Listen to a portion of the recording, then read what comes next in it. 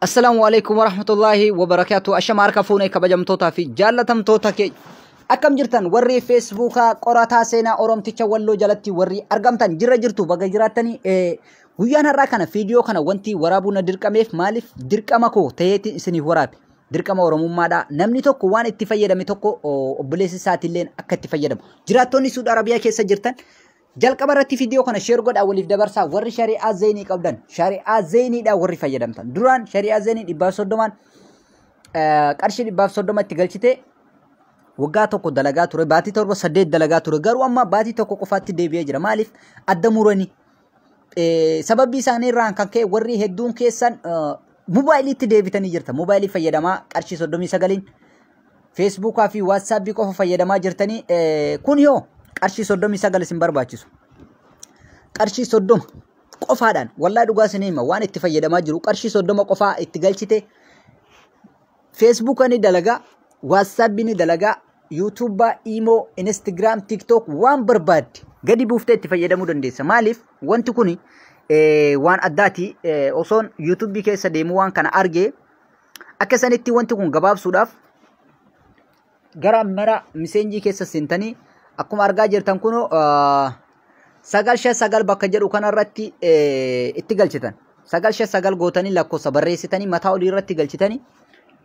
akkuma duraan itti ni beektan jedhee abdii qabaa asittuutti yoo kuno qubeeddaa lakkoofsa 1000 barreessitan tokko 00 yeroo 3 1000 barreessitanii kuno ani akkuma isin argaa jirtan kana itti ergee jira qarshii kiyyalleen daataan kiyyalleen hanga keessa jiru kuno ragaa waliidhaanii kuno argaa jirtanii lakkoofsi kun meeqa isinitti mul'ata daataa shabakaa kooti jechuu kun maaliif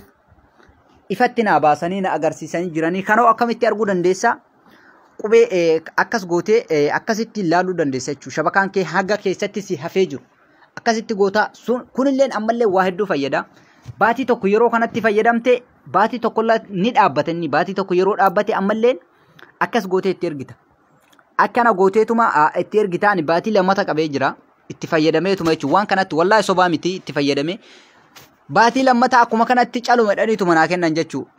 kunoo duraanis asitti fayyadamaa turaadhe kunoo argaa jirtanii kunoo ka duraati jechuun kuni yeroo inni dhumu ka'e ilaalee hagana takka keessa naafee kunoo inni ammaa kun immoo hagana keessa jira jechuun kabaatii duraa yeroo inni dhumu ka'e akkas godhee itti ergee ilaale kunoo akkas godhee itti ergee ilaale yeroo dhumu ka'e irratti akkas godhee kuno lakkoofsa kana naafide yeroo ammaa kana amman itti erge risaalaa kana walla amma itti ergee sa'aatii ammaa kana itti erge jechuudha kuno qarshii lakkoofsi isaatii shabakaa kiyya jechuudha warri afaan arabaa beektanii waan akka saniitti gabaabumatti warra Saudi Arabiyaa keessaa baay'ee tokko si fayyada jechuudha qarshii 30 itti galchadhaati akkas godhaa okay akkas godhaati lakkoofsa sorry 1000 itti barreessitanii okay baatii tokko YouTube Facebook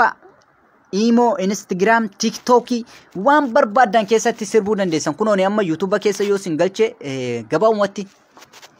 se agarsiisuu danda'a wanni YouTube dalagu akka Imos dalagu abdii qabdanii beektanii sirrii beektan jechuu kuno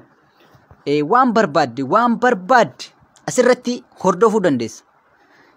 waan akka saniiti obboleeyyan keenya waan kana share godhaati waliif dabarsaa obboleeyyan keessan biraan gahaati